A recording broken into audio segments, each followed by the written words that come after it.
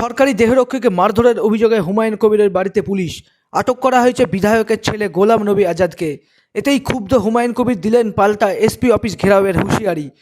সরকারি দেহরক্ষী জুম্মা খানকে মারধরের অভিযোগ হুমায়ুন কবিরের ছেলে গোলাম নবী আজাদের বিরুদ্ধে।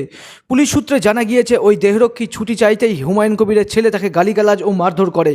রবিবার সকালে শক্তিপুর থানায় এই মর্মেই অভিযোগ দায়ের করে ওই দেহরক্ষী। এই ঘটনার পরিপ্রেক্ষিতেই হুমায়ুন কবিরের বাড়িতে ছেলের খোঁজে যায় পুলিশ। আটক করা হয় বিধায়কের ছেলে গোলাম নবী আজাদকে। এই খবরেই ক্ষুব্ধ হুমায়ুন কবির আগামী বৃহস্পতিবার জেলা পুলিশ সুপার দপ্তর ঘেরাওয়ের হুঁশিয়ারি দেন। পাল্টা ওই দেহরক্ষীর বিরুদ্ধেই অসহযোগিতার অভিযোগ তুলেছেন হুমায়ুন কবির। আমাকে সিকিউরিটি উইদাউট পারমিশনে আমার অফিস ঘরে ঢুকে মারতে গিয়েছিল, তার জন্য ছেলে তাকে ঘাট ধাক্কা দিয়ে বের করে দিয়েছে। তার জন্য যদি পুলিশ যায়, পুলিশ অ্যাকশন করুক। আমি মুর্শিদাবাদের পুলিশকে বলছি তো ওই বৃহস্পতিবার 12টার সময় ঘিরে এর জবাব নেব যে আমার বাড়িতে পুলিশ কি কারণে গিয়েছে, উইদাউট নোটিশে কেন আমার বাড়িতে পুলিশ গিয়েছে তার জবাব দিন। হ্যাঁ, এরা এত অসহযোগিতা করে, আমি একে চেঞ্জ করে দিতে বলেছিলাম। আইসি বহরমপুরকে জিজ্ঞেস করেন, বলেছিল চেঞ্জ করবো।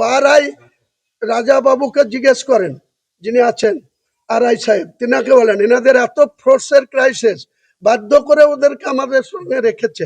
আর তারা এত ঔদ্ধত্য তাদের, আমার ঘরে ঢুকে আমাকে চেঞ্জ করছে, আমাকে উল্টি মারবে এরকম অবস্থা। সেখানে আমার ছেলে তাকে ঘাট ধাক্কা দিয়ে বের করে দিচ্ছে। প্রমাণ হলে সিসি ক্যামেরাতে লোড করা আছে, প্রমাণ দেওয়া হবে। আর যেদিন এসপি কে ঘিরবো সেদিন এসপি বুঝে যাবে মুর্শিদাবাদকে কার সঙ্গে খেলতে যাচ্ছে।